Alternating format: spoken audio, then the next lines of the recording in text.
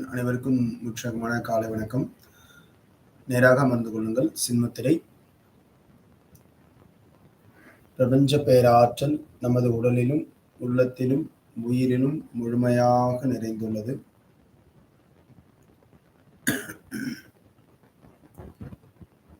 பிரபஞ்ச பேராற்றல் நமது குடும்பத்திலுள்ள அனைவரின் உடலிலும் உள்ளத்திலும் உயிரிலும் முழுமையாக நிறைந்துள்ளது.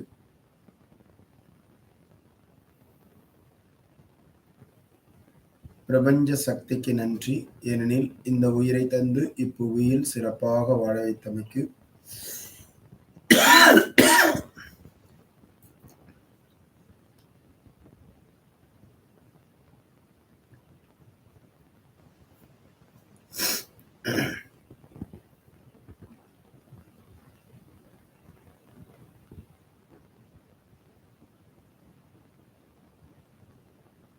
தாய்க்கு நன்றி. ஏனெனில் இந்த உடலையும் உயிரையும் அன்போடும் பாசத்தோடும் வளர்த்து தந்தமைக்கு.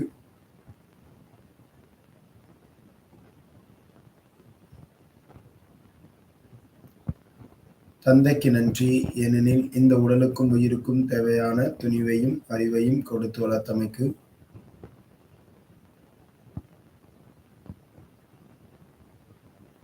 குருவுக்கு நன்றி. ஏனெனில் இந்த உடலுக்கும் உயிருக்கும் தேவையான ஞானத்தினையும் தக்க வழியையும் காண்பித்ததற்கு.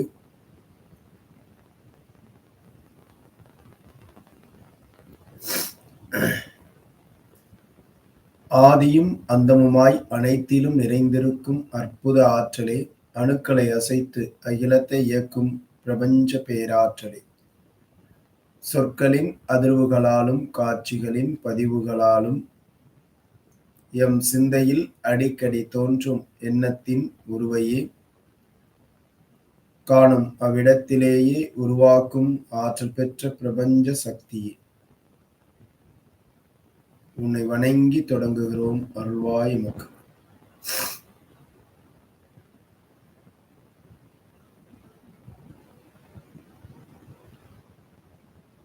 மூச்சு காற்றில் கவனம்.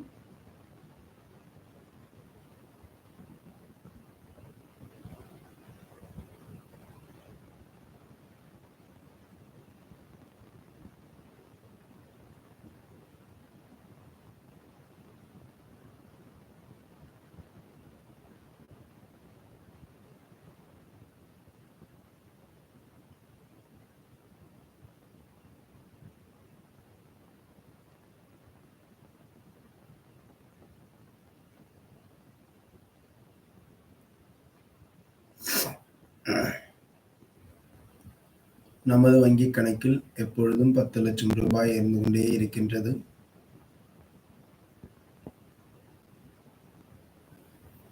அபரிமிதமான செல்வ வளம் நம்மிடம்.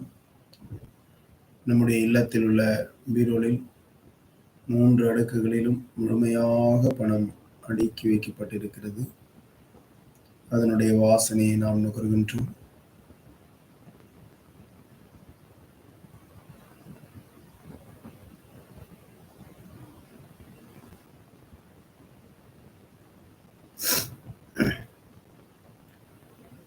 ஒரு அடுக்கு முழுமையும் பொன் நகைகளால் நிறைந்திருக்கின்றது.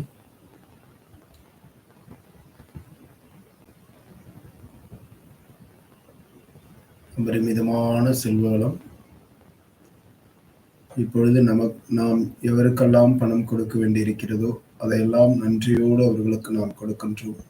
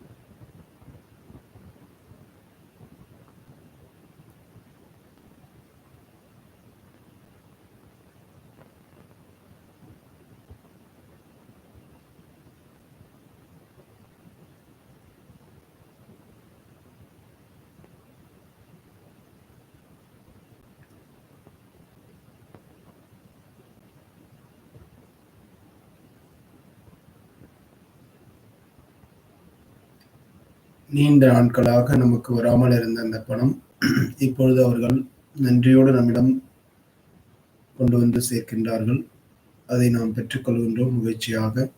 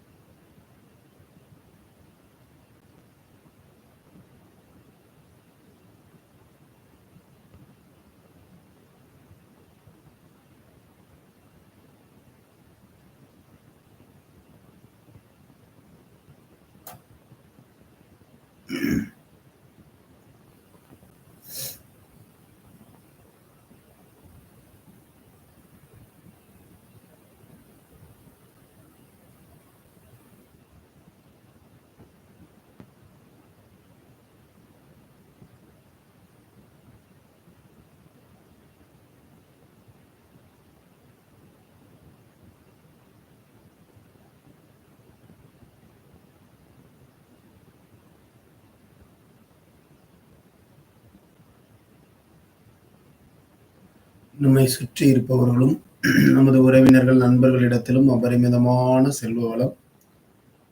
அவர்களும் மகிழ்ச்சியாக இருக்கின்றார்கள்.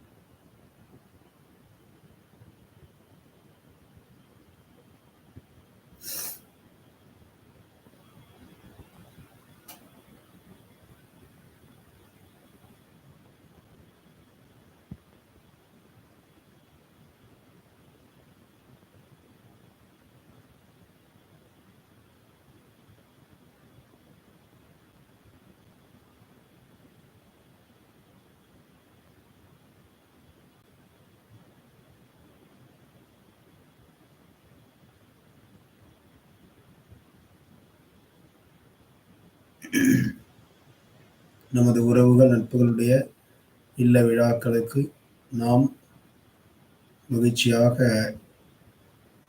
அவர்களுக்கானவற்றை நாம் செய்கின்றோம்.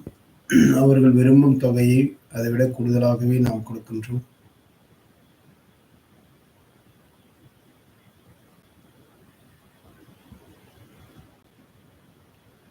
நம்மிடம் நன்கொடை என்று வருபவர்களுக்கு அவர்கள் கேட்பதை விட கூடுதலாகவே கொடுத்து அனுப்புகின்றோம். மகிழ்ச்சியாக பெற்றுக்கொள்கின்றார்கள்.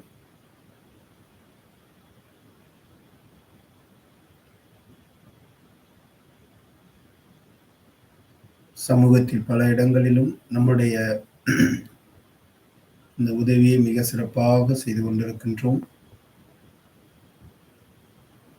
அபரிமிதமான செல்வ வளம். மகிழ்ச்சியாக இருக்கின்றோம். நமது இல்லத்தில் இருக்கக்கூடிய பீரோல் முழுவதும் அந்த பணம் நிறைந்து இருக்கின்றது.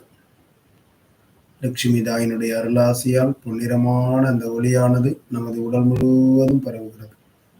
இல்லத்தில் உள்ள அனைவரின் உடலிலும் அது பரவுவதை நாம் உணர்கின்றோம்.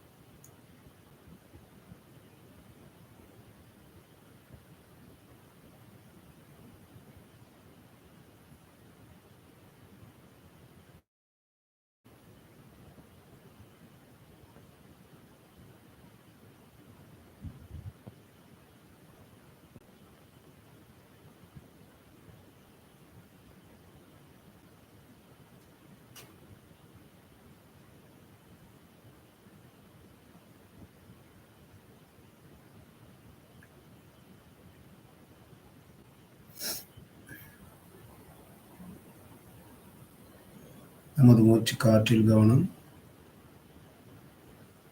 நம்மோடு வாழ்ந்து மறைந்த நமது முன்னோர்கள், மூதாதையர்கள், நண்பர்கள் இவர்களுடைய உயிர் இறை ஆற்றலை அடைய வேண்டி பிரார்த்திக்கின்றோம். நமது தாய் தந்தையரை எண்ணி பார்க்கின்றோம். அவர்களுடைய கைகள் கொண்டு செய்யக்கூடிய எல்லா வேலைகளிலும் அபரிமிதமான செல்வ வளம்.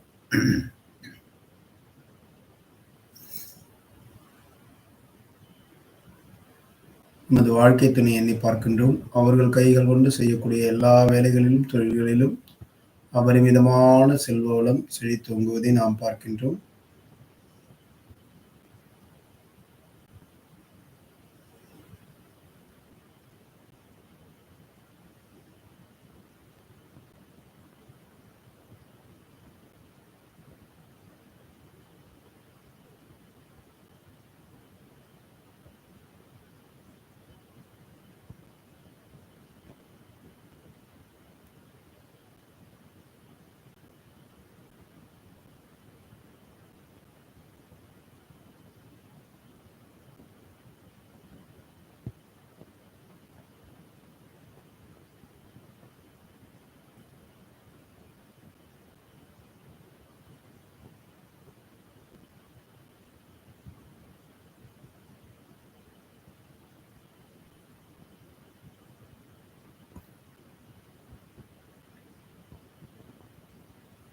நமது குழந்தைகள் அவர்கள் கைகள் கொண்டு செய்யக்கூடிய எல்லா வேலைகளிலும் அபரிமிதமான செல்வ வளத்தை நாம் பார்க்கின்றோம்.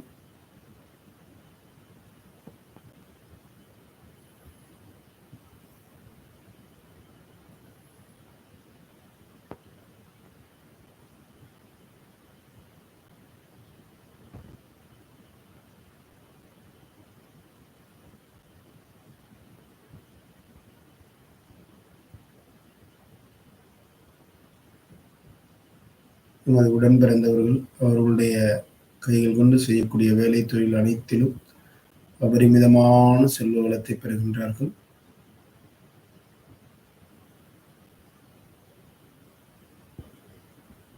நமது உறவுகள் நட்புகள் அனைவரும் அவர்களுடைய கைகள் கொண்டு செய்யக்கூடிய அத்தனை வேலைகளிலும் தொழில்களிலும் அபரிமிதமான செல்வத்தை பெறுகின்றார்கள்.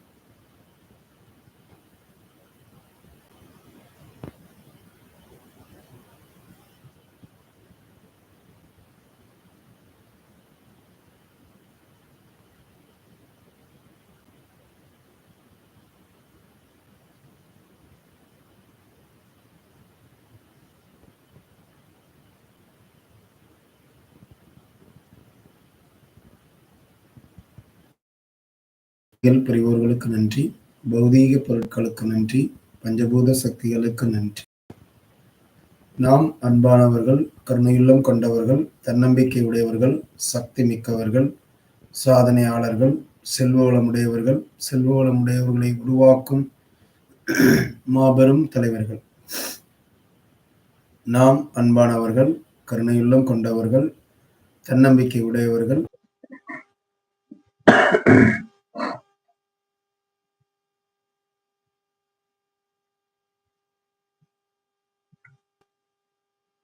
வாழ்க அன்புடன்.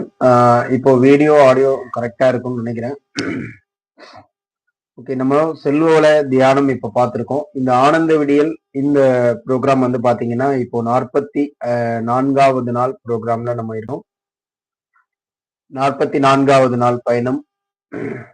தொடர்ச்சியா நம்ம என்னென்னலாம் பார்த்துட்டு வரோம் அப்படின்னு பாத்தீங்கன்னா, நம்மளுடைய முதல் லெவல்ல வந்து நம்ம யாரு, நம்மளுடைய நம்மனா ஒரு ஆன்மா, நம்மளை சுற்றி இருக்கிற எல்லாமே ஒரு ஆன்மா அப்படிங்கறத நம்ம பார்த்தோம்.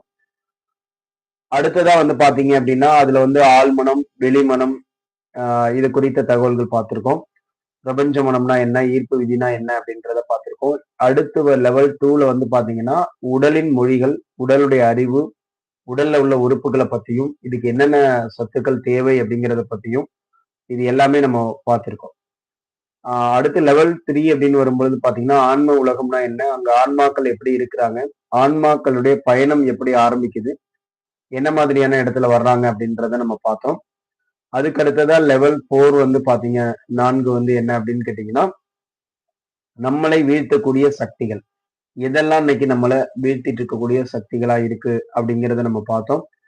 அடுத்து நம்மளை லெவல் 5 வந்து பாத்தீங்கன்னா நம்ம அந்த சக்திகளை, எந்த சக்திகளை அதிகப்படுத்துறதன் மூலியமா அந்த வீழ்த்தக்கூடிய சக்திகளை நம்ம முறியடிக்க முடியும், அதை வந்து ஜெயிக்க முடியும் அப்படிங்கிறத நம்ம பார்த்தோம். இது எல்லாமே ஒவ்வொன்றா ஒவ்வொரு லெவல் நம்ம பார்த்துட்டே வந்திருக்கோங்க. லெவல் 6 வந்து பாத்தீங்க அப்படின்னா நம்முடைய சமர்ப்பணம், நம்மளுடைய அடுத்ததா வந்து பாத்தீங்க அப்படின்னா தேர்ந்தெடுக்கும் சுதந்திரம், இதெல்லாம் நம்ம எப்படி பயன்படுத்தணும், தேர்ந்தெடுக்கும் சுதந்திரம். நம்மளுடைய அடுத்து வந்து பாத்தீங்கன்னா கர்ம வினைகள்னா என்ன, இது ஒவ்வொன்றா நம்ம அந்த இதுல பார்த்திருக்கோம். தியானம் அப்படின்னு பாத்தீங்கன்னா துருவ தியானம், சக்கரா தியானம், ஆனந்த தியானம், அகவொளி தியானம், இது மாதிரி எல்லா தியானங்களுமே நம்ம பார்த்திருக்கோம்.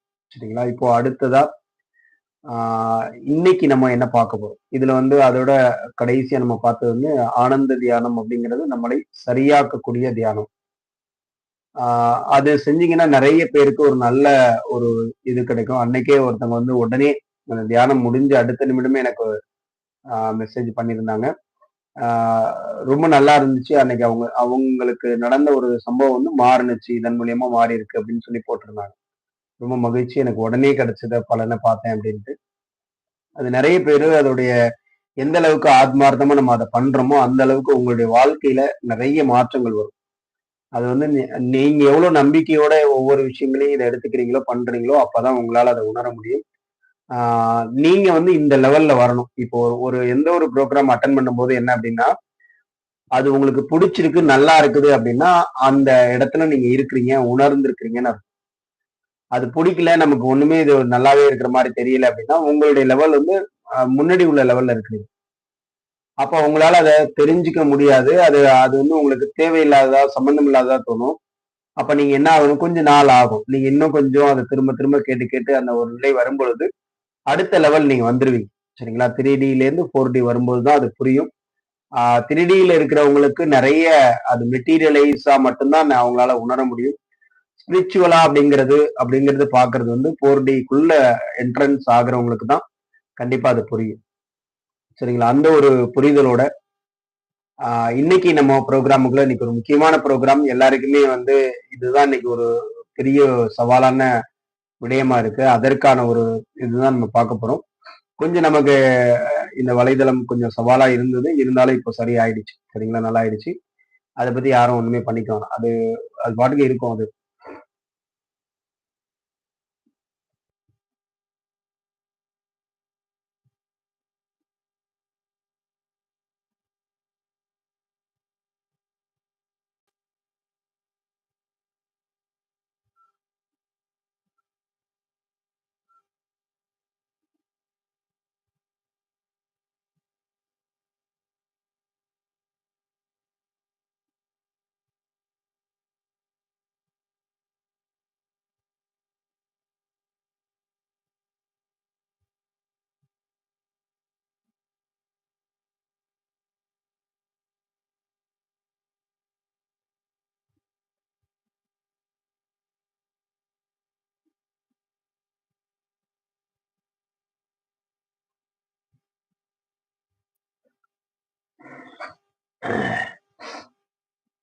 ஆனந்த விடியல் நம்முடைய நாள் வந்து 44. இத பார்த்தோனே உங்களுக்கு தெரியும். என்ன இன்னைக்கு பார்க்க போறோம் அப்படின்னு சொல்லிட்டு.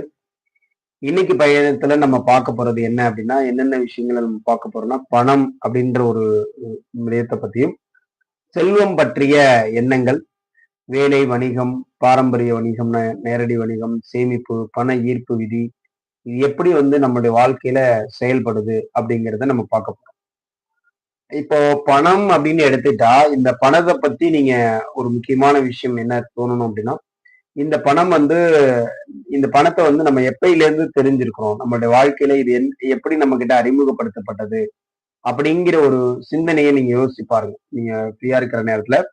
இந்த பணம் அப்படிங்கிறது நம்முடைய வாழ்க்கையில எந்த இடத்துல அறிமுகப்படுத்தப்பட்டது? அது எப்படி நம்மகிட்ட அறிமுகப்படுத்தப்பட்டது? அது ரொம்ப முக்கியமான ஒண்ணு. அன்னையிலேருந்து நீங்க பணம் குறித்த உங்களுடைய எண்ணம் என்னவாக இருக்கு? அதாவது இப்ப நெறைய பேர் என்ன சொல்லுவாங்கன்னா, நெறைய பேருக்கு பணம் சம்பாதிக்கிறத பத்தி பேசினாலே புடிக்காது. இப்ப பணம் அப்படின்னு சொல்றோம் அப்படின்னாலே, அதுவே புடிக்காது நெறைய பேருக்கு. ஏன் பிடிக்காதுன்னா, பணக்காரங்கனாலே கொஞ்சம் திமிரு பிடிச்சவங்களா தான் இருப்பாங்க. பணம் வந்துட்டா எல்லாரையுமே மறந்துருவாங்க. பணம் வந்துட்டா உறவுகளை எல்லாம் மதிக்க மாட்டாங்க. ஆ பணம் வந்துட்டா அவங்க வந்து அவங்களுடைய இதே வேற மாதிரி ஆயிடும். அப்படின்னு சொல்லி நம்மள நெறைய செய்திகள நம்ம உள்ள வாங்கியிருக்கிறோம். அப்ப பணம்னாலே நமக்கு அதுதான் பணம் சம்பாதிக்கிறது அப்படின்னு சொன்னாலே, ஒரு தப்பான விஷயமோ அப்படின்னு பலரும் நெனைச்சுருவாங்க அப்படின்னு நெனைக்கிறோம். ஆனா நாம என்ன பண்ணுவோம்னா, பணம் இருக்கிறவங்களுக்கு தான் மதிப்பும் குடுப்போம். அதே நேரத்துல பணம் இருக்கிறவங்கள தான் நம்ம உறவுகளும் மதிப்பாங்கங்கிறத கண் முன்னாடியே பார்ப்போம். அந்த பணம்ங்கிறது எல்லாத்துக்கும் தேவைங்கிறது தெரியும். ஆனா அத நம்மளால வெளிப்படையா சொல்ல மாட்டோம். புரியுதுங்களா? அத வெளிப்படையா பணம் சம்பாதிக்கிறேன், பணத்த சம்பாதிக்கணும். நீ ரொம்ப மணி மைண்டா இருக்க அப்படின்னு சொல்லிட்டாலே நம்ம மனசு எப்படி ஆயிடும்? ச்சே என்னைய பார்த்து என்ன மணி மைண்டான்னு சொன்னாங்க. என்னைக்கு மணி மைண்டா இருந்திருக்கிறேன். உன்னோட உங்களையெல்லாம் நான் இது பண்ணலையா, அது பண்ணலையா அப்படின்னு கொதிச்சு எழுந்துருவோம். என்ன காரணம்? அப்போ நாம வந்து அது ஏதோ ஒரு தேவையில்லாத கெட்ட குணம் அப்படிங்கிற மாரி நம்மளுடைய மைண்டுக்குள்ள ப்ரோகிராம் ஆயிருக்கு. சரிங்களா? பணக்காரங்கள ஏன் அது மாரி பணக்காரங்களாவே ஆயிட்டு இருக்கிறாங்க?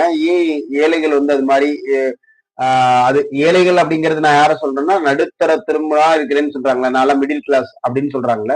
அவங்களுமே ஏழைகள் தான். ஏன்னா, ஒண்ணா பணக்காரங்களா தான் இருக்க முடியும். அப்படி இல்லைன்னா அடுத்து ஏழை தான். இந்த இடையில ஒரு ஸ்டேஜ்ங்கிறது எப்பயுமே கிடையாது. ஒண்ணா பாசிட்டிவா தான் இருக்க முடியும். இல்லன்னா நெகட்டிவ் தான். நான் இடையில இருக்கிறேன் அப்படின்ற அந்த கான்செப்டே பொய். அது ஒரு நாடகம். நாமளா வச்சுக்கிற ஒரு திருப்தி, மன திருப்தின்னு வச்சுக்கோங்களேன். அப்படியெல்லாம் கிடையாது. முதல்ல அதை ஏத்துக்கோங்க. ஏன்னா என்னைக்கு நாம உண்மையை ஏத்துக்கிறோமோ, அப்பதான் நமக்கு என்ன வரும் அப்படின்னு கேட்டீங்கன்னா, நம்மளுக்குள்ள ஒரு விழிப்புணர்வே வரும். சரிங்களா? அப்பதான் அதை சரி பண்ண முடியும். இப்ப இந்த பணத்தை குறித்த உங்களுடைய சிந்தனை எந்த இடத்துல என்ன மாதிரி இருக்குது, எப்ப இத அறிமுகப்படுத்தப்பட்டது, எப்படி அறிமுகப்படுத்தப்பட்டது உங்கள்ட்ட, அது குறித்த சிந்தனை உங்கள்ட்ட என்னவா இருக்குது.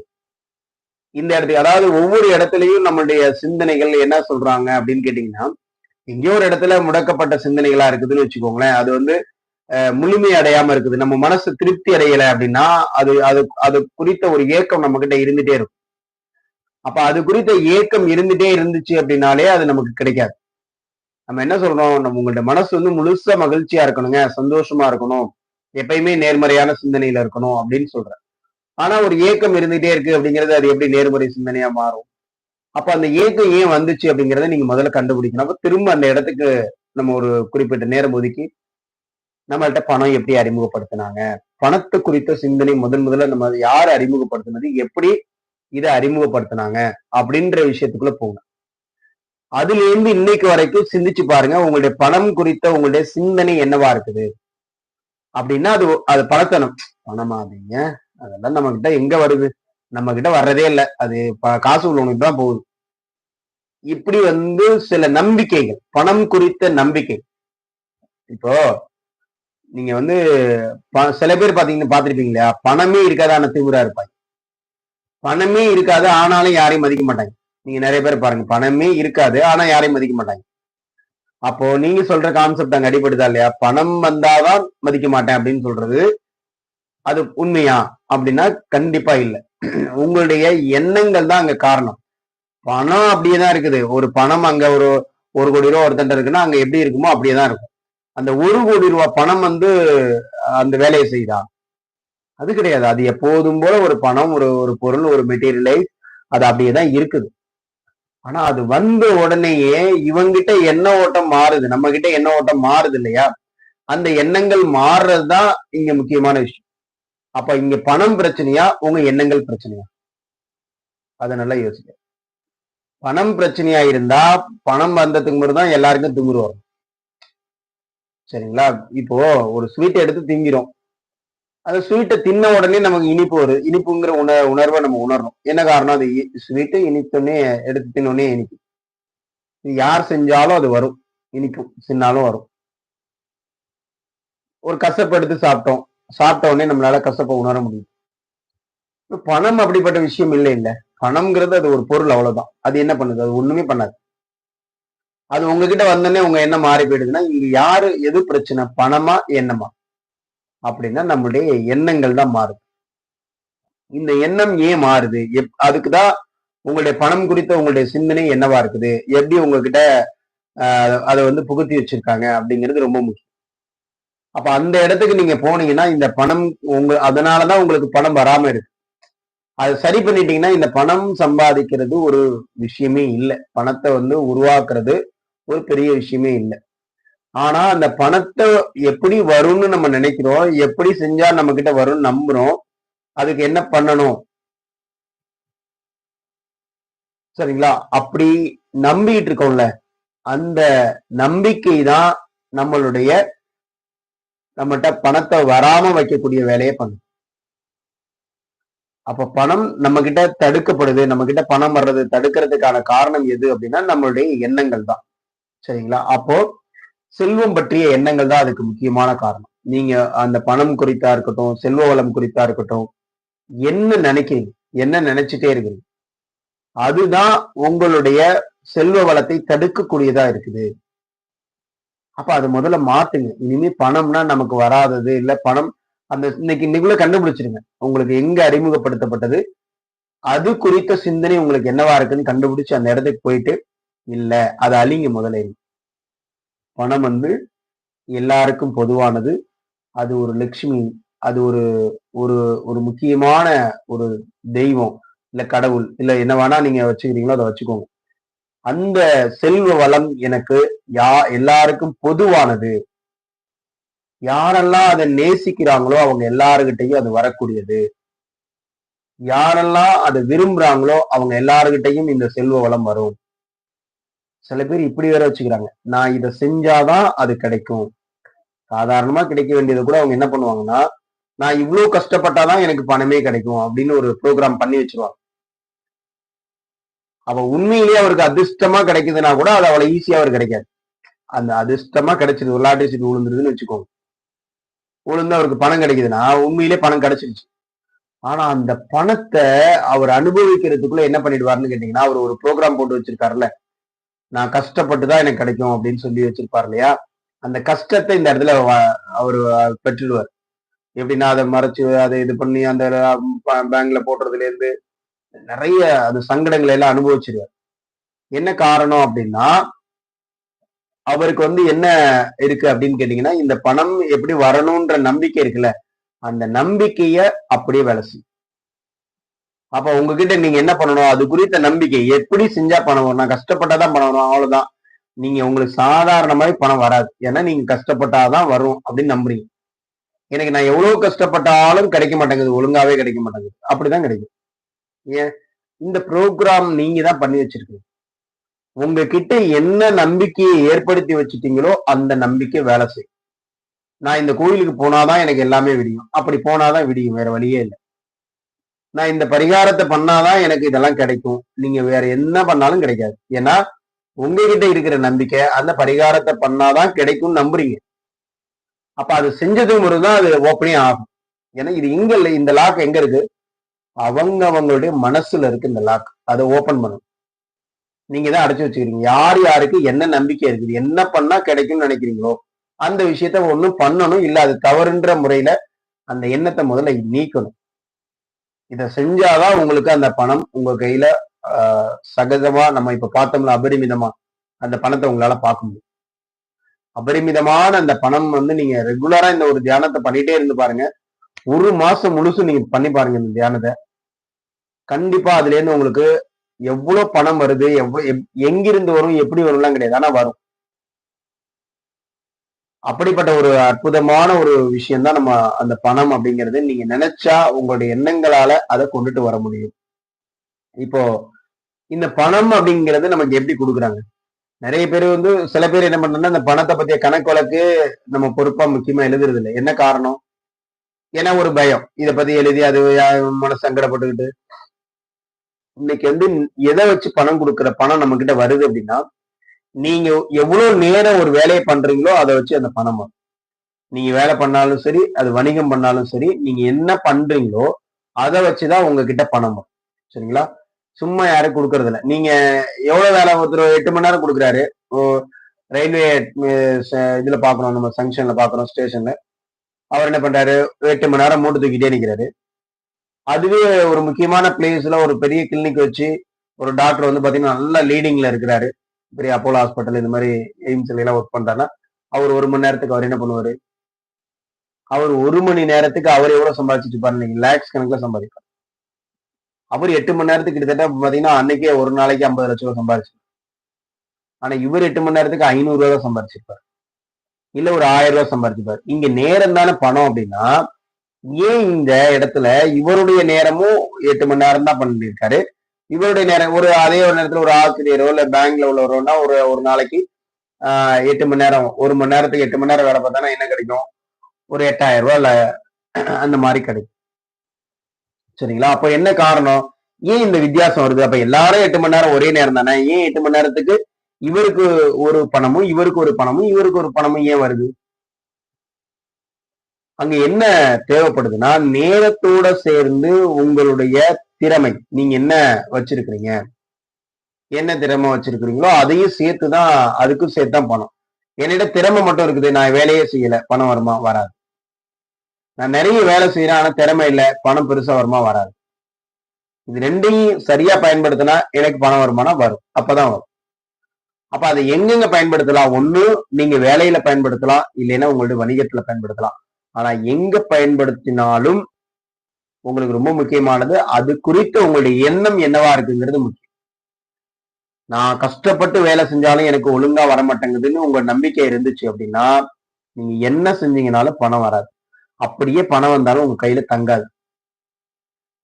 எனக்கு வர்ற பணம் எல்லாம் பத்தல, எனக்கு இந்த பணம் பெருசாவே இல்லைன்னு அந்த பணம் குறித்த சிந்தனை உங்ககிட்ட இருந்துச்சுன்னா, என்னதான் பணம் வந்தாலும் அது உங்ககிட்ட நிக்காது. வருமானம் இதுல இருந்தா நமக்கு பணம் வரணும். சரிங்களா? இப்ப இதுலயே நிறைய வருமானத்துல பாத்தீங்க அப்படின்னா, நிறைய பேர் இது நீங்க உங்களுடைய ஆன்ம முன்னேற்றத்தை இந்த இடத்துல நீங்க இணைச்சுக்கணும் அப்படின்னா, உங்களுடைய வருமானத்தை நேர்மையான வழியில தான் பண்றீங்களா? சரியான வழியில தான் அந்த வருமானம் நீங்க ஈட்டுறீங்களா? அங்க உங்களுடைய நேர்மை இருக்குது, உண்மை இருக்குது. இதெல்லாம் வச்சுதான் நான் அதை பண்றேன். எந்த இடத்துலயும் என்னுடைய பணம் சம்பாதிக்கிறதுக்காக நான் பொய் சொல்லல. எந்த இடத்துலயும் நான் பணம் சம்பாதிக்கிறதுக்காக இன்னொருத்தரை நான் ஏமாத்தல. இன்னொருத்தருடைய உழைப்பை நான் திருடல. இன்னொருத்தரை வந்து நான் பொய் சொல்லி அவங்கள்ட்ட இருந்து நான் பணம் சம்பாதிக்கல. அப்படின்னு உங்களால உங்க மனசுக்குள்ள உங்களோட மனசாட்சிக்கு உட்பட்டு உங்களால சொல்ல முடிஞ்சது அப்படின்னா மகிழ்ச்சி. ஒருவேளை நீங்க மத்தவங்கள ஏமாத்தியோ இல்ல மத்தவங்கள்ட்ட பொய் சொல்லியோ, சரிங்களா, நிறைய நடக்குது இல்ல, நிறைய சொல்லுவாங்க. நீங்க இந்த இந்த இது போட்டீங்க அப்படின்னா உங்களுக்கு இவ்வளவு பணம் கிடைக்கும். ஆனா வராது. நம்ம ஒரு படத்துல கூட பார்த்திருந்தோம்ல, துணிவு படத்துல நினைக்கிறேன். அப்புறம் பேங்கையே கொள்ளையடிச்சு பேங்கே இதுல இருக்கும். எல்லாமே முடிஞ்சு போச்சு. எதுவுமே இருக்காது. எல்லாமே அங்க மாட்டி ஓடிட்டு இருக்கும். ஆனா அப்ப கூட அந்த ஏஜென்ட் என்ன பண்ணிட்டு இருப்பாரு, அதெல்லாம் அந்த பேங்க்ல போடுங்க, கொடிகணுக்களை எடுத்துடலாம் அப்படின்னு பேசுவார் நம்ம கால் பண்ணும்போது. அப்ப என்ன இந்த மாதிரி ஒரு வேலை பாக்குறாங்களா, அவங்களுக்கு உண்மையிலேயே பாவம் என்னன்னா அவங்களுக்கே அது என்ன வரும்னு தெரியாது. ஆனா அவங்களுடைய அன்றைய வருமானத்திற்காக அந்த வேலையை அவங்க பண்ணிட்டு இருப்பாங்க. அப்ப அந்த மாதிரி ஒரு வேலை, அந்த மாதிரி ஒரு தொழிலை ஒருத்தங்க எடுத்திருக்கிறாங்க, அது நேர்மை இல்லாத ஒரு வழி அப்படின்னா அதனுடைய பாதிப்பு கண்டிப்பா அவங்களுக்கு இருக்கும். பணம்லாம் வரும். ஆனா அவங்களால ஆன்மீக ரீதியா ஆன்ம முன்னேற்றம் அவங்களால அடைவாங்களான்னா கண்டிப்பா அடைய முடியும். அப்ப உங்களுக்கான வருமானத்தை நீங்க அந்த நேர்மையிலேருந்து தவறாம, உங்களுடைய உண்மைத்தன்மையிலேருந்து மாறாம, மற்றவங்களுக்கு உதவி செய்யக்கூடிய நோக்கத்தோட நீங்க அதை உருவாக்கி இருக்கிறீங்க, அந்த பணம் சம்பாதிச்சிருக்கிறீங்க அப்படின்னா உங்களுடைய ஆன்ம முன்னேற்றம் இங்க எந்த இடத்துலயும் தடைப்படாது. சரிங்களா? இது பண்ணிருந்தீங்கன்னா இதுக்காகவே நீங்க வேற திரும்ப பிறவி எடுக்க வேண்டியதான் இருக்கும். அப்ப இந்த இடத்துல நம்மளுடைய வருமானம் எப்படி இருக்குது? இதே மாதிரி இன்னைக்கு வருமானத்தை பத்தி நம்ம பார்க்கும்பொழுது அடுத்து அதுக்குள்ள போகும். வருமானம் அப்படின்னு பார்த்தோம்னா ஒருத்தருக்கு வேலையில இருந்தும் பணம் வரும். ஒருத்தருக்கு இது வந்து எவ்வளவு நேரம் வேலை செய்யறாரோ அவ்வளவுக்கு பணம் வரும். நம்ம நிறைய சொன்னோம் இல்லையா, ஒருவேளை இவரால் அந்த வேலை செய்ய முடியலன்னா பணம் வர்றது நின்றுடும். இதுதான் நம்ம என்ன சொல்லுவாங்கன்னா, நீங்க செயல்பட்டுட்டே இருக்கிற வரைக்கும் அதுல இருந்து பணம் வரும். ஆக்டிவ் இன்கம் அப்படின்னு சொல்லுவாங்க. இன்னைக்கு நம்ம நிறைய பேர் பார்த்துட்டு இருக்க வேலை எல்லாமே என்ன அப்படின்னா, நம்ம வேலை பார்த்துட்டு இருக்கிறதுல வரைக்கும் அதுல இருந்து பணம் வரும். நம்ம வேலையை நிறுத்திட்டோம் அப்படின்னா அதுல இருந்து பணம் வராது. இன்னைக்கு ஒருத்தர் ஓடிட்டே இருப்பார். ஒரு வீட்டுல ஒருத்தர் மட்டும் தான் சம்பாதிச்சுட்டே இருப்பார். எல்லாரும் அதுல அனுபவிச்சுட்டு இருப்பாங்க. என்னைக்கு அந்த ஒரு நபரால ஓட முடியாம படுத்துக்கிறாரோ அப்ப என்ன ஆகும், எல்லாரும் அந்த குடும்பம் வந்து ஒரு சிக்கலை அனுபவிக்க வேண்டிய சூழல் வரும். என்ன காரணம், அவர் வச்சிருந்த டைப் ஆஃப் இன்கம் என்ன அப்படின்னா இந்த ஆக்டிவ் இன்கம். அப்ப இந்த வருமானம் வந்து ஒரு பாதுகாப்பானதா அப்படின்னு கேட்டா உங்களுடைய நம்பிக்கை அது எப்படி இருக்குதோ அதை பொறுத்துதான். நம்ம என்ன நினைக்கிறோம்னா அந்த மாதிரி இருந்தா இது மாதிரி ஒரு சூழல் வரும் பொழுது அது பாதுகாப்பு இல்லாத தன்மை. அப்போ இதுவே இன்னும் சில வருமானங்கள் இருக்கு. ஒரு குறிப்பிட்ட காலம் செய்வாங்க, இல்ல குறிப்பிட்ட காலத்துல உருவாக்குவாங்க. இன்னைக்கு வந்து பாத்தீங்கன்னா நிறைய ஏக்கர் கணக்குல தென்னந்தோப்பு வச்சிருக்காங்க, அதை கஷ்டப்பட்டு உருவாக்குவாங்க. அவ்வளவுதான். அதுக்கப்புறம் அதுல இருந்து காலங்காலத்துக்கும் அவங்களுக்கு பணம் வந்துட்டே இருக்கும். ஒரு நல்ல ஒரு மெயினான பிளேஸ்ல ஒரு இடம் வாங்கி அதுல வந்து பில்டிங் எல்லாம் கட்டி விட்டுருவாரு, வாடகைக்கு விட்டுருவாரு. அதுக்கப்புறம் என்ன ஆகும்னா அதுல இருந்து ஒரு மாசம் அவருக்கு வருமானம் வந்துட்டே இருக்கும். சில பேர் வந்து பாத்தீங்கன்னா பாட்டு பாடுறாங்க, இல்ல இசையமைக்கிறாங்க. அவங்களுடைய ஒரு பாடலுக்கும் பிறகு திரும்ப எத்தனை முறை அது பதிவாகுதோ அதுல இருந்து ஒரு ராயல்டி. ஏதாவது ஒருத்தர் வந்து கண்டுபிடிக்கிறாரு புதுசா, அந்த கண்டுபிடிச்சதுக்கு பிறகு அதை யாரெல்லாம் மேனுபேக்சர் பண்றாங்களோ 1% மினிமம் வச்சுட்டா கூட அவங்களுக்கு அவ்வளவு அந்த ராயல்டி இன்கம்னு போகும். தலைமுறை வருமானம். ஒரே ஒரு முறை செய்கின்ற அந்த வேலைக்கு அவங்களுடைய பரம்பரையே வாங்கிட்டு. சரிங்களா? இது என்ன சொல்றாங்கன்னா இத பேசிவ் இன்கம் அப்படின்னு சொல்லுவாங்க. ஒரு குறிப்பிட்ட காலம் உழைப்ப போட்டதுக்கு பிறகு அவங்க அதை செய்யல அப்படின்னாலும் திரும்ப அதுல இருந்து பணம் வந்துட்டே இருக்கும். இந்த பணம் வந்து எப்படி வேணா வரலாம். ஒன்னும் அந்த வழியாவும் வரலாம், இந்த வழியாவும் வரலாம். ஆனா அந்த பணம் குறித்த சிந்தனை முதல்ல முக்கியம். அதை சரி பண்ணி வச்சுக்கிட்டு நீங்க அடுத்ததா இதுக்குள்ள இருந்து வரக்கூடிய வருமானம் உங்களால பெருசா பெற முடியும். இது ஒரு பாதுகாப்பான வருமானம். இப்ப வேலைன்னு எடுத்துக்கிட்டோம்னா அரசு வேலையும் பாக்குறாங்க, தனியார் வேலையிலையும் பாக்குறாங்க, கார்பரேட் நிறுவனத்திலையும் வேலை பார்ப்பாங்க. எல்லா இடத்துல இருந்தும் வேலை பார்த்தா என்ன கிடைக்குது? பணம் கிடைக்குது. ஆனா அந்த வேலை குறித்த அவங்களுடைய சிந்தனை எப்படி இருக்குது? அந்த வேலை மகிழ்ச்சியா பண்றாங்களா? நேசிச்சு பண்றாங்களா? அதுல வரக்கூடிய பணத்தை நேசிக்கிறாங்களா? அது விரும்புறாங்களா அப்படின்னா அதை பொறுத்துதான் அந்த பணம் அவங்க கிட்ட இன்னும் பெருகுமா இல்ல குறையுமான்னு. இந்த வேலையை அழுத்துக்கிட்டே ஒருத்தர் பண்றாரு, எரிச்சலோட பண்ணிட்டே இருக்கிறாரு அப்படின்னா அவருக்கு அந்த பணம் முழுமையாக அவரால போதுமானதா இருக்காது. இது எந்த வேலையா இருந்தாலும் சரி, அதை லவ் பண்ணி அந்த வேலையை நேசிச்சு அதை பண்றாரு, அதுல இருந்து வரக்கூடிய அந்த வருமானத்தை வாங்கும்போது அவ்வளவு சந்தோஷம் அடைகிறாரு அப்படின்னா அந்த பணம் இன்னும் பெருகும். உண்மையான அவருடைய விருப்பம் என்னவோ, கனவு என்னவோ அது தானா அடையும். சரிங்களா? அந்த அந்த ஒருத்தர் ஒரு வேலை பார்த்துட்டு இருப்பாரு. சரி வச்சுக்கோ. ஒருத்தர் என்ன பண்றாருன்னா, ஒரு டீச்சரா இருக்காருன்னு வச்சுக்கோங்க, இல்ல ஒரு பேங்க்ல வேலை பார்க்கறாருன்னு வச்சுக்கோங்க. ஆனா இப்ப அவர் என்ன பண்றாருன்னா, அவருக்கு உண்மையிலேயே விருப்பம் இது ரெண்டுமே கிடையாது. அவர் என்ன பண்றாரு, அவருடைய வேலை வேற என்னவா விரும்புறாருன்னா, அவர் ஒரு பாடகராகவோ இல்ல வேற எங்கேயோ ஒரு இடத்துல ஒரு இதா இருக்கணும்னு அவர் நினைக்கிறார். அப்படிதான் இருக்கணும்னு நினைக்கிறேன். ஆனா இது வேற வழி இல்ல, குடும்ப சூழலுக்காக இதை எடுத்திருக்காரு, பார்த்துட்டு இருக்காரு. ஆனா இது கரெக்டா பண்றாருன்னு வச்சுக்கோங்களேன், திடீர்னு அவருக்கு ஒரு வாய்ப்பு இதன் மூலியமா அவர் கிடைச்சிடும். அவருடைய அந்த கனவு அடைகிற மாதிரி கிடைச்சிடும். இதை நேசிச்சு பண்றாரு, இதை கரெக்டா பாக்குறாருன்னா இது செல்வளத்திலையும் குறைவா இருக்கு. ஆனா ஒருத்தர் என்ன பண்ணாருன்னா, எனக்கு அந்த வேலை தான் நான் விரும்பினேன், ஆனா எனக்கு இந்த வேலை வந்துருச்சு, எனக்கு பிடிக்கல அப்படின்னு புலம்பிட்டே ஒருத்தர் பண்ணாருன்னா இந்த இருக்கிற வேலையை அவருக்கு போயிடும். அந்த பணமும் என்னவாகும்னா அவருக்கு கையில இருக்காது, எப்பயுமே பற்றாக்குறையிலேயே இருக்கும். அப்போ நமக்கு எந்த வேலை நம்ம கையில கிடைச்சிருக்கோ அதை நேசிச்சு நம்ம பண்ணணும். எவ்வளவு பணம் வருதோ அதை நேசிக்கணும் முதல்ல. அந்த பணத்தை நீங்க விரும்பணும். வர்ற பணத்தை நம்ம என்ன பண்ணணும்? விரும்பக்கூடிய நபரா இருக்கணும். சரிங்களா? அடுத்ததா இப்ப நிறைய பாத்தீங்க அப்படின்னா இன்னைக்கு வணிகத்துல நிறைய பிசினஸ்னா ஒருத்தர் பிசினஸ் பண்ணணும் முடிவு எடுக்கிறீங்க. அப்ப என்னென்னலாம் பிசினஸ் இருக்கு? சின்ன சின்ன பிசினஸ் பண்ணலாம், மீடியமா உள்ள பிசினஸ் பண்ணலாம், பெரிய பெரிய பிசினஸ் பண்ணலாம். ஆனா எந்த வணிகம் நீங்க ஆரம்பிக்கிறதாக இருந்தாலும் அதுல என்னென்னலாம் அதனுடைய ஒன்றை பற்றிய அறிவை நம்ம பெற்றுக்கொள்ளணும். இப்ப நீங்க பிசினஸ்ன்னு ஒண்ணு பண்ணணும் அப்படின்னா நான் முன்னாடியே சொன்னோம் இல்லையா, அதுல அந்த நேர்மையும் உண்மைத்தன்மையும் இருக்கக்கூடியதா பார்த்துக்கணும். ஒண்ணு, அதற்கான முதலீடை நீங்க எதை ஆரம்பிச்சீங்கனாலும் அது உங்களுக்கு ஐடியா, ஒரு திட்டம் இருக்கணும். எதுல நம்ம நம்ம பகுதியில என்ன பண்ணலாம், அந்த கன்சியூமர் சர்க்கிள் என்ன இருக்குது, இதெல்லாம் நீங்க ஐடியா பண்ணிட்டு நீங்க என்ன பண்ணலாம் அப்படின்னு கேட்டீங்கன்னா அந்த பிசினஸ் நீங்க ஆரம்பிக்கலாம். எதை வேணா நீங்க ஆரம்பிக்கலாம். இன்னைக்கு எது ரொம்ப வாண்டடா இருக்குது, அப்ப அது குறித்த கொஞ்சம் அறிவு நம்ம பெற்றுக்கணும். இதெல்லாம் வச்சு அதை ரொம்ப சந்தோஷமா மகிழ்ச்சியா பிசினஸ் மேன் தான் எனக்கு பிடிக்குதுங்க. இன்னைக்கு பிசினஸ் மேன் தான் நல்லா இருப்பாங்க நிறைய பேர். இன்னைக்கு பாத்தீங்கன்னா நிறைய தொழிலதிபர்கள் உருவாகிட்டே இருக்கிறாங்க. அப்ப இதெல்லாம் பண்ணணும்னா நிறைய இன்னைக்கு லட்சக்கணக்கில் கோடிக்கணக்கில் பணம் நமக்கு இருக்கணும். அந்த திட்டமும் இருக்கணும். நம்ம என்ன பண்ண போறோம், அதை எந்த இடத்துல வச்சு பண்ண போறோம், அதை பத்தி ஒரு திட்டம் நம்ம கிட்ட இருக்கணும். எந்த அனுபவமும் இல்லாம இதுக்குள்ள போனீங்க அப்படின்னா அவ்வளவுதான். சரிங்களா? அப்ப அதுக்குள்ள என்ன இருக்கணும்? நல்ல ஒரு திட்டம், அனுபவம், உங்களுடைய கனவா அது இருந்துச்சு அப்படின்னா உங்களுக்கு அதுக்கான எல்லா வழியுமே கிடைக்கும். இப்ப அதுலயே இன்னைக்கு பாத்தீங்கன்னா நிறைய வணிக முறைகள் வெளியில இருக்கு. என்ன அப்படின்னு கேட்டீங்கன்னா நேரடி வணிகம், பாரம்பரிய வணிகம், இந்த 2 வணிகங்களை பத்தி நம்ம தெரிஞ்சுக்கணும். ஏன் அப்படின்னு கேட்டீங்கன்னா இன்னைக்கு நிறைய வெளியில பாத்தீங்கன்னா மக்கள் நம்மள்ட்ட இதை பண்ணுங்க அதை பண்ணுங்கன்னு ஏதாவது சொல்லிட்டே இருக்காங்க. இது நான் ஒண்ணு வச்சிருக்கேன், இதை பண்ணுங்க, இந்த மாதிரி ஒரு பிசினஸ் இருக்கு அப்படின்னு சொல்லுவாங்க இல்லையா? அப்ப அதெல்லாம் இன்னைக்கு என்ன மெத்தடு அப்படின்னு கேட்டீங்கன்னா, இன்னைக்கு ட்ரெடிஷனலா ஒரு பிசினஸ் நடந்துட்டே இருக்கு. நம்மளுடைய சின்ன பிள்ளையிலேருந்து நம்ம பார்த்திருக்கோம். அது என்னன்னா, ஒரு இடத்துல மேனுபேக்சர் அப்படியே ஒரு அடுத்தடுத்த கை மாறி நம்ம வீட்டு பக்கத்துல இருக்க கடையில அது கிடைக்கும். அப்ப நம்ம 100 ரூபாய் பணம் கொடுத்தோம் அப்படின்னா அது 40 ரூபாய்க்கு தயாராயிடும். அதுதான் அந்த பொருளுடைய ரேட். இதைதான் என்ன சொல்றாங்க அப்படின்னு கேட்டீங்கன்னா நேரடி வணிகம் அப்படின்னு சொல்லுவாங்க. இது ட்ரெடிஷனல் மார்க்கெட்டிங், பாரம்பரிய வணிகம் அப்படின்னு சொல்லுவாங்க.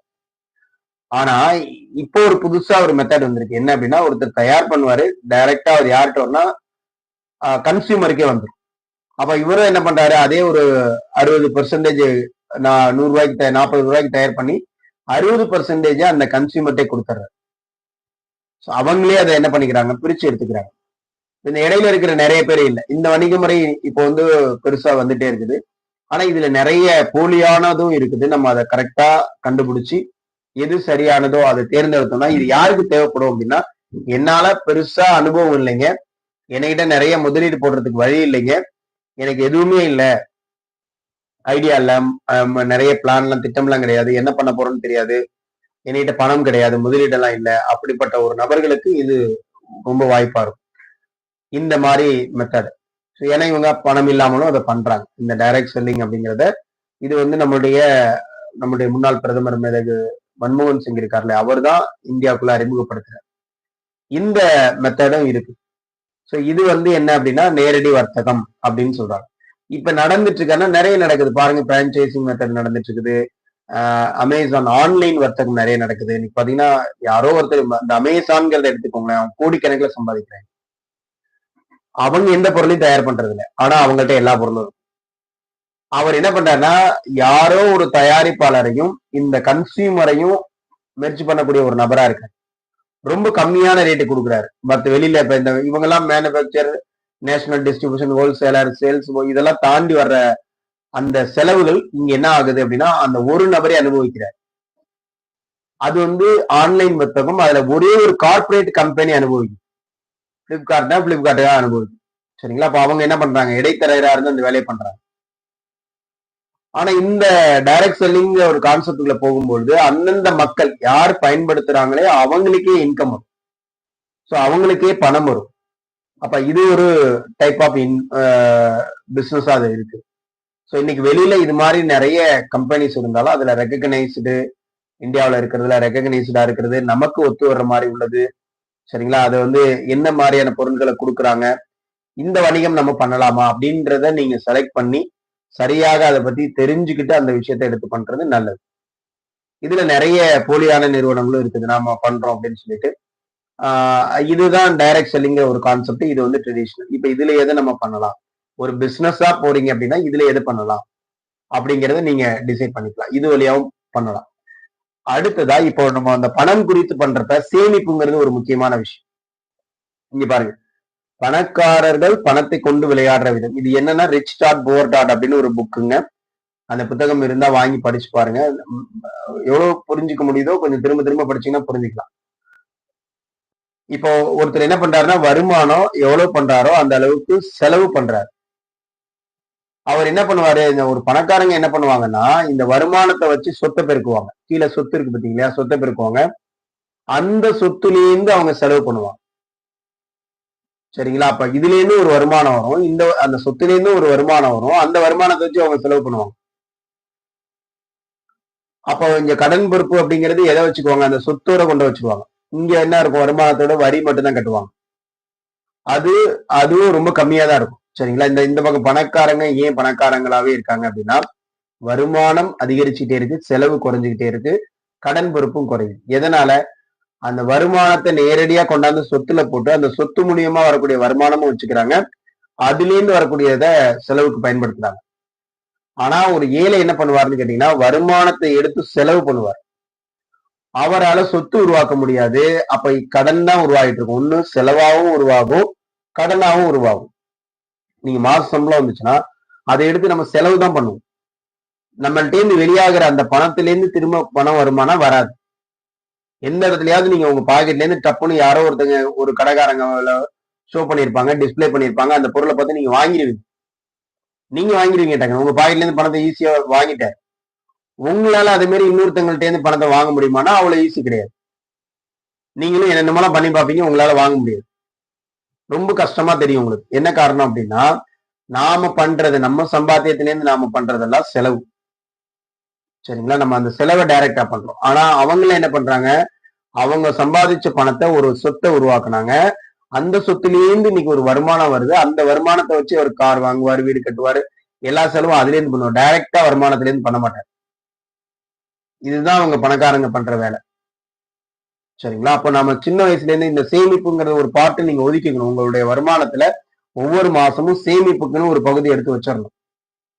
நீங்க எவ்வளவு பண்றீங்களோ அதுல ஒரு 5% 10% எடுத்து வச்சிடணும். அந்த சேமிப்பிலேருந்து உங்களுக்கு ஒரு இன்கம் வந்துச்சுன்னா அதை எடுத்து நீங்க செலவு பண்ணிக்கலாம். புரியுதுங்களா? அந்த மாதிரி உங்களுடைய திட்டம் இருந்துச்சு அப்படின்னா நல்லா இருக்கும். அடுத்ததான் வந்து பாத்தீங்க அப்படின்னா பணம் ஈர்ப்பு விதி. இதை வந்து நீங்க என்ன பண்ணணும்னா எல்லாருமே இதை நோட் பண்ணிக்கோங்க. இந்த பணத்தை வந்து நான் பணத்தை நேசிக்கின்றேன் அப்படின்ட்டு இதை பேப்பர்ல நீங்க எழுதி டெய்லி எழுதலாம். இறைவா நன்றி, ஏனெனில் மாதம் 5 லட்சம் கிடைத்ததற்கு நன்றி நன்றி. உங்களுக்கு மாதம் 5 லட்சம் நான் போட்டிருக்கேன். எனக்கு 10 லட்சம் வேணா 10 லட்சம் கிடைச்சதுக்கு, 1 கோடி ரூபாய் வேணா 1 கோடி. என்ன வேணுமோ உங்க மனசு எதை நம்புதோ அந்த அமௌண்ட்டை இங்க எழுதிக்கோங்க. என் வாழ்நாள் முழுவதும் பெற்ற பணத்திற்கு நன்றி நன்றி நன்றி. இதுவரை நான் வாழ்நாள் முழுவதும் பணம் பெற்றுட்டே இருந்தேன். அதை திரும்ப திரும்ப நீங்க எழுதுங்க. இதே மாதிரி மாதம் எனக்கு எவ்வளவு கிடைக்கணுங்கிறதையும் எழுதுங்க. இப்படி திரும்ப திரும்ப நீங்க அதை பத்தி எழுதிட்டே இருந்தீங்கனாலே பணத்தை பற்றி ஒரு நல்ல உணர்வு உங்களுக்குள்ள கிடைக்க ஆரம்பிச்சிடும். சரிங்களா? அடுத்ததா இந்த இந்த இதை வேணா ஒரு ஸ்கிரீன்ஷாட் எடுத்து வச்சுக்கோங்க. இது வந்து யூனிவர்ஸ் செக்ன்னு சொல்லுவோம். இதுல வந்து டேட் போட்டுக்கோங்க. உங்களுக்கு எவ்வளவு பணம் வேணும்னு நினைக்கிறீங்களோ, எவ்வளவு பணம் இப்ப தேவை இருக்குதோ, அது என்னத்துக்காக தேவை இருக்குங்கிற திட்டம் உங்ககிட்ட இருக்கணும். அந்த அமௌண்ட் நீங்க போடணும். உடனே 1 கோடி ரூபாய் போடுறேன், 5 கோடி ரூபாய் அதெல்லாம் இல்ல. உங்களுக்கு உங்க மனசை நம்பணும். இதுல போட்டா கிடைச்சிருமா, அவ்வளவு ஈஸியா பணம் போட்டா இதுல வந்துருமா அப்படின்ற எண்ணம் இருந்துச்சுன்னா வராது. இதுல போட்டா வரும், அவ்வளவுதான். இந்த எண்ணம் மட்டும்தான் அதுல இருக்கணும். இது நான் ரொம்ப முக்கியமா பாக்குறேன். இதுல எழுதினாலே கிடைச்சிரும் அப்படின்னு எவ்வளவு வேணுமோ ஒரு முதல்ல நம்பக்கூடிய அளவுக்கு ஒரு பணத்தை எழுது. சரிங்களா? அந்த பேங்கிற இடத்துல எழுதி அந்த இடத்துல அமௌண்டே போட்டுருங்க. இங்க வந்து பாத்தீங்க அப்படின்னா உங்களுடைய நேம் அதுல எழுதிக்கலாம் கீழே. அவ்வளவுதான். இதை அப்படியே எடுத்து நீங்க அடிக்கடி பாக்குற இடத்துலயோ அல்லது உங்க பர்ஸ்லயோ எங்கேயோ வச்சுக்கலாம். ஒரு நாளைக்கு 2 தடவை 3 தடவை நீங்க அதை பாத்துறணும். பார்த்துட்டு அந்த பணம் உங்க கைக்கு வந்ததாகவும் அந்த பணத்தை வச்சு நீங்க என்ன பண்றீங்க, எதுல செலவு பண்ண நினைச்சீங்களோ அந்த பொருள் எல்லாம் வாங்கி கொண்டாந்து அவங்கள்ட்ட கொடுக்குறீங்க. அவங்க மகிழ்ச்சியா வாங்குறாங்க. இதை முதல்ல நீங்க என்ன பண்ணணும் அப்படின்னா உணரணும். அந்த விஷயத்த நீங்க முதல்ல உணரணும். அப்படி உணர்ந்தீங்க அப்படின்னா இதன் மூலியமா நிறைய பேர் அடைஞ்சிருக்காங்க. இப்ப ஒரு உதாரணத்துக்கு 1 லட்ச ரூபாய் போட்டிருக்கிறீங்க, ஒரு மாசத்துல கிடைச்சிருச்சு. அப்ப அடுத்த முறை 5 லட்ச ரூபாய் போடுங்க, இல்ல 2 லட்ச ரூபாய் போடுங்க. இப்படி நீங்க அதை திரும்ப திரும்ப இதை வந்து இந்த இதை பண்ண முடியும். இது வந்து இந்த மாதிரிலாம் நடக்கணும் அப்படின்னா அதுக்கு முடிவு நீங்க எடுக்கணும். சின்ன சின்ன மாற்றங்களுக்கு முடிவு எடுக்கணும். அந்த முடிவு எடுத்ததுக்கு பிறகு அதுல ரொம்ப உறுதியா இருக்கணும். ரொம்ப முக்கியமானது உறுதியா இருக்கணும். அடுத்தது நீங்க எதை பண்ணும் பொழுதும் ஆர்வமா பண்ணுங்க. பொருளாதார சுதந்திரம் நமக்கு கிடைக்கும் அப்படிங்கிறத நம்புங்க. பணம் குறித்த உங்களுடைய எண்ணத்தை முதல்ல கண்டுபிடிங்க. இன்னைக்கு முழுவதும் நீங்க பண்ண வேண்டிய விஷயம் பணம் குறித்த உங்களுடைய எண்ணம் என்னவா இருக்குது, அது குறித்து நாம என்ன சிந்திக்கிறோம் அப்படிங்கிறத முதல்ல கண்டுபிடிங்க. பணம் ரொம்ப எளிமையானதுதான், எல்லாருக்கும் பொதுவானதுதான். அது யாரு நேசிச்சாலும் அவங்க கிட்ட வரக்கூடியதுதான். ஆனா அந்த நேசிக்கக்கூடிய நபர்கள்ட்ட தான் வித்தியாசம் இருக்கு. அவங்க இது கஷ்டப்பட்டு தான் கிடைக்கும்னு நினைச்சா கஷ்டப்பட்டு தான் கிடைக்கும். கஷ்டப்பட்டாலும் எனக்கு கிடைக்காது அப்படின்னு நினைச்சா கஷ்டப்பட்டாலும் அவங்களுக்கு கிடைக்காது.